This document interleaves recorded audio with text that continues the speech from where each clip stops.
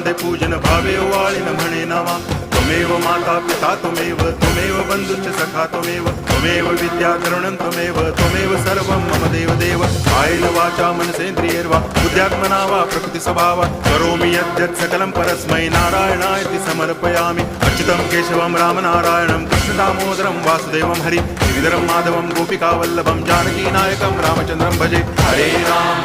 Ram